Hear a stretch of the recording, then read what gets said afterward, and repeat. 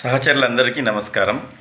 నా పేరు KSK Wesley, chairman APGSWS ERPF, Andhra Pradesh గ్రామ సచివాలయం, వార్డ్ సచివాలయం, employees rights protection federation JAC, తెలుగులోని ఆంధ్రప్రదేశ్ సచివాలయ, వార్డు సచివాలయ, గ్రామ సచివాలయ ఉద్యోగుల హక్కుల సాధన సమాఖ్య.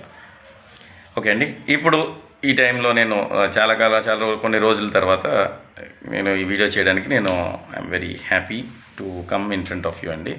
I come with 2 good newses. 2 good న్యూస్లు ఉన్నాయి. పెద్దది చిన్నది measurements I don't know, will see. These are not may not be very big or may be good. So I will be just going ahead with the content. దాన్ని చెప్పే ముందు I will just say few things and then again will get in to things అండి. Okay అండి, firstly ఏపీజీఎస్డబ్ల్యూఎస్ ఈఆర్పీఎఫ్ establish అయిన దగ్గర నుంచి మనం చాలా ఎఫర్ట్స్, కొన్ని మన శాయశక్తిలో ఉన్న ఎఫర్ట్స్ అని పెట్టడము, ఇష్యూస్ని తీసుకెళ్ళి ప్రజెంట్ చేయడము, దాని మీద డిస్కషన్స్ చేయడం జరిగింది. దాంట్లో భాగంగా లాస్ట్ మంత్ అక్టోబర్లో డైరెక్టర్ గారితో 2.5 hours మన టీమ్ డిస్కస్ చేయడం, చర్చించడం, దాని యొక్క డిటో రిపోర్టింగ్ని without any hampering, without any modifications మనం దాన్ని తీసుకొచ్చి ప్రజెంట్ చేయడం జరిగింది. చాలా 15 points వరకును మీ అందరికీ తెలిసిందే, అది మనం పబ్లిష్ కూడా చేసాము గ్రూప్స్లోని. అలాగే మొన్న 13వ తేదీ నవంబర్ 13, 14వ తేదీల్లోని 13వ తేదీన డైరెక్టర్ గారిని కలిసి మన టీమ్ ఏపీజీఎస్డబ్ల్యూఎస్ ఈఆర్పీఎఫ్ జేఏసీ టీమ్ కీలకమైన అంశాలని, ఒక మల్టిపుల్ ఐటమ్స్ని డిస్కస్ చేయడం జరిగింది. దాని గురించి కూడా మనము రిపోర్ట్ చేయడం జరిగింది. అది ఒకటి జరిగింది. అండ్ దెన్ అదే విషయాల్ని ప్రిన్సిపల్ సెక్రటరీ గారికి కూడా మనము రిప్రజెంటేషన్ రూపంలో జిఎస్డబ్ల్యూఎస్ ప్రిన్సిపల్ సెక్రటరీ గారికి సబ్మిట్ చేయడం జరిగింది. ఓకే, సో ఇదండి మనం చేసిన యాక్టివిటీస్. ఇంకా ముందుకు కూడా మనము will be going forward with what ever is possible to do for our community అండి. సో ఇప్పుడు coming to the first good news. ఒకటి, మొన్న 13వ తేదీన మన జిఎస్డబ్ల్యూఎస్ ఈఆర్పీఎఫ్ జేఏసీ టీమ్ ఇచ్చిన రిప్రజెంటేషన్లో ఉన్న వన్ ఆఫ్ ద ఐటమ్స్ అయిన ఇంటర్ డిస్ట్రిక్ట్, అంటే ఇండివిజువల్ రిప్రజెంటేషన్ ఇచ్చాము. Actually one of the item కాదు, ఇంటర్ డిస్ట్రిక్ట్ ట్రాన్స్ఫర్స్ అనేది దాని మీద జీవో వచ్చింది. ఈరోజు ఈవినింగ్ మనకి అది ఆఫ్టర్నూన్ రిలీజ్ అవ్వడం జరిగింది. So we are glad for it అండి. We thank the GSWS director sir for taking the item forward and getting it done. Thank you sir on behalf of the GSWS entire community. And also మా యొక్క మనవిని కూడా మీరు మనవిని ఆలకించి దాన్ని process చేసి ముందుకు తీసుకెళ్ళి తొందరగా రిజల్ట్ కూడా ఇచ్చినందుకు మీకు వందనాలు సార్. ఓకే అండి, so coming to the second good news వచ్చేసరికి ERPF JAC is taking up the FACs and incharges issue. GSWS employees అనేక మంది చాలా కాలాల నుంచి ఎఫ్ఏసీస్ చేస్తున్నారు, ఇన్ఛార్జెస్ చేస్తున్నారు. ఈ ఇష్యూస్ని మనము ఇన్ఛార్జెస్ ఇష్యూ బేసిక్లీ ఇది మనము టేకప్ చేద్దాం. ఎందుకంటే సార్తో, డైరెక్టర్ సార్తో ఆ విషయం గురించి మొన్న కూడా మాట్లాడము, లాస్ట్ మంత్ మాట్లాడినప్పుడు కూడా మాట్లాడము. సో సార్ ఎవరెవరు మీ దగ్గర ఉన్నారో వాళ్ళందరి డీటెయిల్స్ని మీరు గ్యాదర్ చేసి ఉంచండి. They are eligible for the things అనేది భరోసా కూడా సార్ ఇవ్వడం జరిగింది. సో అందులో భాగంగానే we are taking the things forward. మేము ఒక ప్లాన్ ఆఫ్ యాక్షన్తో we come up with this FACs and incharges matter అండి. సో మేము దీనికి ఒక గూగుల్ ఫామ్ని క్రియేట్ చేసి ఉంచాము. ఆ ఫామ్ లింక్ కూడా ఈ వీడియో కింద పెడుతున్నాము. సో ఎవరెవరైతే విలేజ్ అండ్ వార్డ్ సెక్రటేరియట్స్లో ఇన్ఛార్జెస్ డ్యూటీస్ చేస్తున్నారు, ఎఫ్ఏసీస్ ఫుల్ అడిషనల్ ఛార్జెస్ చేస్తున్నారు, వాళ్ళందరూ మీ యొక్క డీటెయిల్స్ని అందులోని మీరు నింపినట్లయితే మా టీం మీకు అసిస్ట్ చేస్తుంది. ఈఆర్పీఎఫ్ లోకల్లో ఉన్న లీడర్స్, మా జేఏసీ లీడర్స్ లోకల్లో ఉండి మీరు ఉన్న ప్లేస్లో మిమ్మల్ని అప్రోచ్ అసిస్ట్ చేస్తారు. చేసి పెట్టేస్తామని మేము అనట్లేదు. We will be assisting, we will be hand holding and మీకు సులువయ్యే విధానంలో మేము సపోర్ట్ చేసి దాన్ని ముందుకు తీసుకెళ్తామండి. So this is one thing అండి.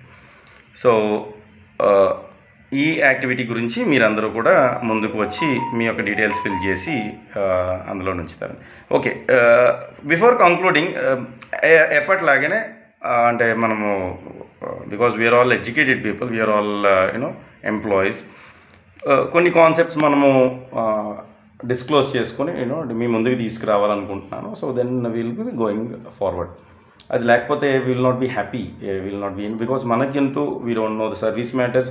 ఏదో మనము డిపార్ట్మెంటల్ ఎగ్జామ్స్కి పుస్తకాలు ఓపెన్ బుక్ తీసి మనం పెట్టి చూసి పెట్టేసి ఇది క్లియర్ చేసి వెళ్ళిపోయాము తప్ప actual concept of the matters అనేది మనకి నిజానికి తెలియదు, ఇంక్లూడింగ్ మైసెల్ఫ్ ఆల్సో. మన అందరం కూడా ఎక్స్ప్లోర్ చేసుకుని తెలుసుకోవాల్సిన అవసరం ఉంది. సో ఇప్పుడు నేను మాట్లాడబోయేది ఏంటంటే what is an incharge allocation, what is a FAC full additional ఛార్జ్కి ఇన్ఛార్జ్కి మధ్య ఉన్న వ్యత్యాసం, ఫండమెంటల్ రూల్స్ ఏం చెప్తున్నాయి, FR 49 ఏం చెప్తున్నది. సో అనేది ఒక చిన్నది I'll throw some light on those things చెప్పేసి నేను ఈ వీడియోని ముగించేస్తాను. బికాజ్ ఈ టాపిక్ని మనం టేకప్ చేసేటప్పుడు మనకు అవగాహన కూడా ఉండాల్సిన అవసరం ఉంది. సో ఆ ఆవశ్యకతని అవసరతని నేను యూనో దాన్ని దృష్టిలో పెట్టుకుని నేను ఇది మాట్లాడడం జరుగుతుంది. సో ఫస్ట్ థింగ్, అసలు ఈ అవసరత ఈ యొక్క ప్రావిజన్ ఏంటి? పర్టికులర్ డిఫైన్డ్ పోస్ట్ గవర్నమెంట్లో ఒక వ్యక్తికి ఒక ఆఫీసర్కి ఇస్తూ వెళ్తూ ఉన్నప్పుడు జనరల్గా ఎప్పుడైనా ఒక పోస్ట్లో ఉన్న ఒక ఎంప్లాయ్ ఎక్స్పైర్ అయినప్పుడు, రిటైర్ అయినప్పుడు, ఇంకొక రీజన్స్లోనో లీవ్లోకి వెళ్ళినప్పుడు, ఆ పోస్ట్ వేకెన్సీలోకి వెళ్ళినప్పుడు ఇమ్మీడియట్గా గవర్నమెంట్ సర్వీసెస్ని స్టాప్ చేయలేదు కాబట్టి పబ్లిక్ ఇచ్చే సర్వీసెస్ని అలాగని చెప్పి ఇమ్మీడియట్గా ఎవరినైనా రీప్లేస్ చేసి అక్కడ రిక్రూట్ చేసుకోలేదు కాబట్టి ప్రభుత్వానికి ఉన్న వెసులుబాటు ఈ యొక్క టెంపరోరియల్ అరేంజ్మెంట్ అండి. టెంపరోరియల్ అరేంజ్మెంట్ ఈ ప్రభుత్వానికి ఉన్న వెసులుబాటు. సో దిస్ ఇస్ ఇన్ఛార్జ్ అన్నా సరే అఫీషియల్ అసైన్మెంట్ టెంపరీగా అసైన్ చేయడం. ఎఫ్ఏసి ఫుల్ అడిషనల్ ఛార్జ్ అనేది కూడా అఫీషియల్గా అసైన్ చేయడం అనేది ఉన్నది. సో మనలో చాలామందికి ఉన్న డౌట్, ఇంక్లూడింగ్ మైసెల్ఫ్, నాకు ఉండేది ఏంటంటే ఉన్నదాన్ని కాబట్టి నేను దీని గురించి మాట్లాడుతున్నాను. ఇన్ఛార్జ్ చేశారండి, నాకు ఇన్ఛార్జ్ సర్టన్ పీపుల్కి నాకు ఎఫ్ఏసి చేశారండి. So what is the difference?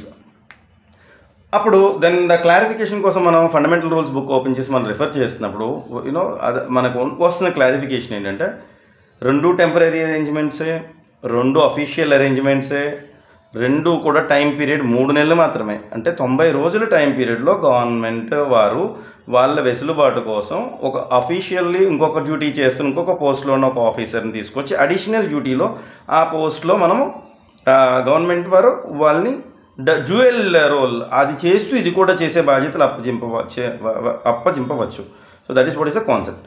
అయితే ఇప్పుడు 90 రోజులు ఎందుకు అని అనేది అంటే 90 రోజులు అక్కడ ఏంటంటే ఎంప్లాయీని ఇబ్బంది పెట్టడం అనేది ఉద్దేశం కాదండి. మనం ఒకవేళ ఎంప్లాయీస్ కూడా ఎవరైనా రాంగ్గా ఏమైనా మిస్కాన్సెప్షన్ ఉంటే క్లారిఫై చేస్తున్నా. It is to not to hamper the services, ప్రజలకు వెళ్ళే సేవల్ని బ్రేక్ చేయకుండా ఉండడానికి ఎమర్జెన్సీ ఆపరేషన్, ఇది ఎమర్జెన్సీ ప్రోగ్రామ్ టైప్ అనమాట. అయితే ఈ 90 రోజుల్లో సూటబుల్ క్యాండిడేట్నో సూటబుల్ ఎంప్లాయీనో ఆల్టర్నేటివ్ మెథడ్స్లో దాన్ని ఫిల్ చేసుకోవాలనేది దాని వెనకాల ఉన్న మీనింగ్ అయ్యి ఉండొచ్చు. That is a different thing. ఒకవేళ 90 days పీరియడ్ దాటి టెంపరీ అరేంజ్మెంట్ని కన్సిడర్ చేయడానికి జనరలీ ఛాన్స్ లేదు. రీజన్ కూడా అక్కడ ఉంది. I have read it by my self, నేను ఇది సొంతగా చెప్పట్లే. ఒకవేళ అది ఎక్స్టెండ్ చేస్తే ఎంప్లాయీ ఎఫిషియన్సీ అనేది ఎఫెక్ట్ అవుతుంది అనేది ఉంది. ఎంప్లాయీ ఎఫిషియన్సీ అనేది ఎఫెక్ట్ అంటే 2 విధుల మీద 2 పోస్టుల మీద ఒక వ్యక్తి దృష్టి పెట్టలేడు కనుక, అంటే బిల్ గేట్స్ అనే ఆయన ఒక అత్యుత్తమమైన మైక్రోసాఫ్ట్ కంపెనీకి యజమాని ఆయన కూడా భూమి మీద మానవ రూపంలో ఉన్న మనిషే కనుక ఆయన కూడా 24 గంటలు ఉంటే 8 గంటలు నిద్రపోవడానికి, 8 గంటల పర్సనల్ వర్క్కి, 8 గంటల ప్రొఫెషన్కి. సో ఏ వ్యక్తి అయినా ఆయన యొక్క వృత్తిలో 8 గంటలు మాత్రమే పెట్టగలడు కనుక ఒక పోస్ట్కి డిఫైన్ అయిన పర్సన్ ఆయనకున్న 8 hours ఎఫెక్టివ్గా దానికి ఆయన పెట్టగలడు కనుక ఎక్కువ కాలం మల్టిపుల్ పోస్టుల్లో వాళ్ళని ఉంచితే దేనికి న్యాయం చేయలేని పరిస్థితికి వచ్చి ఎఫిషియన్సీ ఆఫ్ ద పర్సన్ అనేది దెబ్బతింటుంది అనే కాన్సెప్ట్లో 3 months పీరియడ్ అనే దానికి లిమిట్ చేయడం అనేది దాని యొక్క భావం అక్కడున్నదాన్ని.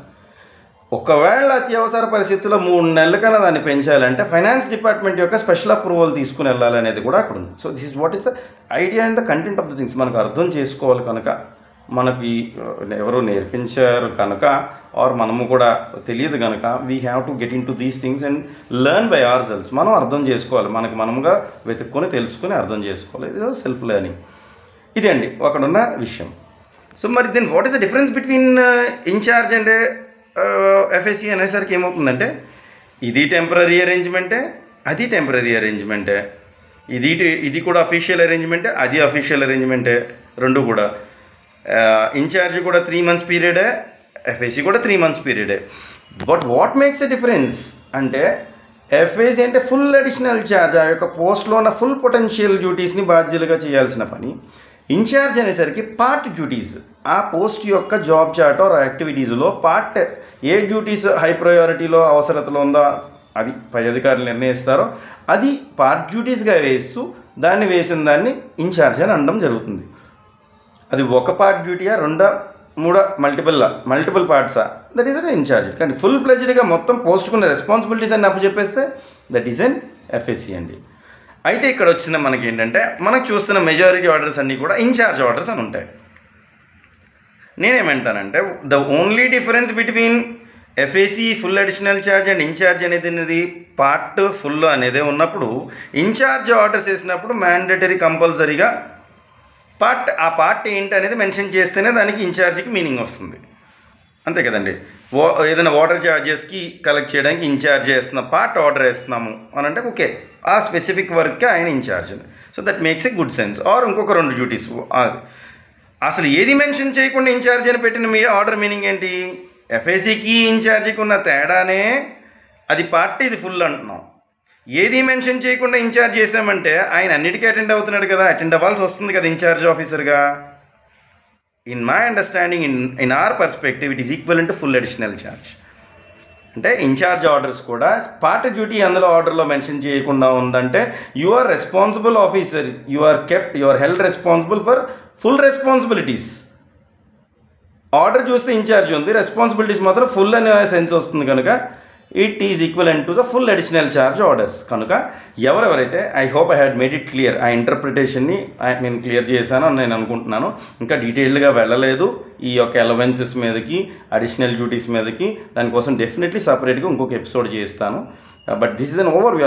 అలా మనం చూస్తున్నప్పుడు మనకు వచ్చింది బుక్స్లో వచ్చిన ఇన్ఫర్మేషన్ ఇది. సో ఎవరెవరైతే ఇన్ఛార్జ్ చేస్తున్నారో అంటే ఫుల్ అడిషనల్ ఛార్జ్ ఆర్డర్స్ ఉన్నవాళ్ళు, ఇన్ఛార్జ్ ఆర్డర్స్ ఉన్నవాళ్ళు, ఏది పార్ట్ డ్యూటీస్ ఇన్ఛార్జ్ ఆర్డర్స్ ఉన్నవాళ్ళు, అసలు ఏ డ్యూటీస్ మెన్షన్ చేయకుండా ఇన్ఛార్జ్ టు అనదర్ సచివాలయం అనే ఆర్డర్స్ ఉన్నవాళ్ళు కూడా మీరందరూ కిందున్న గూగుల్ ఫామ్లోనున్న ఆ యొక్క లింక్లో డీటెయిల్స్ అప్లోడ్ చేయండి. లోకల్లో ఉన్న ఏపీ జిఎస్డబ్ల్యూఎస్ ఈఆర్పిఎఫ్ టీమ్ మెంబర్స్ మిమ్మల్ని అప్రోచ్ అయ్యి మీకు సపోర్ట్ చేస్తూ ఈ యాక్టివిటీలో మీరు ఎఫ్ఏసి అలవెన్సెస్ పొందుకునే విధంగా మీకు సహాయపడగలరండి.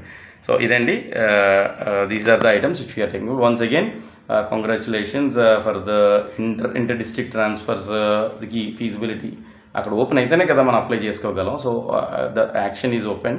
సో ఇంటర్ డిస్ట్రిక్ట్ వాళ్ళందరికీ కూడా స్పౌస్ కేటగిరీ అయితే ఓపెన్ అయింది ప్రజెంట్. మిగిలిన వాటిది ఇంకా ప్రజెంట్ ఓపెన్ అవ్వలేదండి. That is one thing. Second thing, also the FAC activities మీద, దీని మీద FAC full additional charge allowances, incharge allowances మీద అందరూ కూడా ఫిల్ చేయండి. ఇంకొక పాయింట్ నేను చెప్పడం మిస్ అయింది ఏంటంటే ఫుల్ అడిషనల్ ఛార్జ్కి ఫండమెంటల్ రూల్ ప్రకారం 1/5 ఆఫ్ ద శాలరీ ఇవ్వాలి. ఇన్ఛార్జ్ డ్యూటీస్కి 1/10 ఆఫ్ ద శాలరీ, అంటే 10% ఆఫ్ ద శాలరీ ఇన్ఛార్జ్ అయితే, ఫుల్గా కంప్లీట్ ఆపరేషన్స్ చేస్తే 20%, 1/5 అంటే 20%. 30,000 జీతం ఉందంటే 6,000 ఎక్స్ట్రా శాలరీ రావాల్సి ఉంటుంది నెలకి. అలాగే 30,000 జీతం ఉంటే ఇన్ఛార్జ్ అయితే ఎఫ్ఎస్సి అయితే 6,000 ఎక్స్ట్రాగా రావాలి, ఇన్ఛార్జ్ అయితే 3,000 ఎక్స్ట్రాగా రావాలి. కనుక అందరూ కూడా మీ యొక్క డీటెయిల్స్ని ఫిల్ చేయాలని కోరుకుంటున్నాను. Thank you. This is Wesley signing off, chairman AP GSWS ఈఆర్పిఎఫ్ JAC.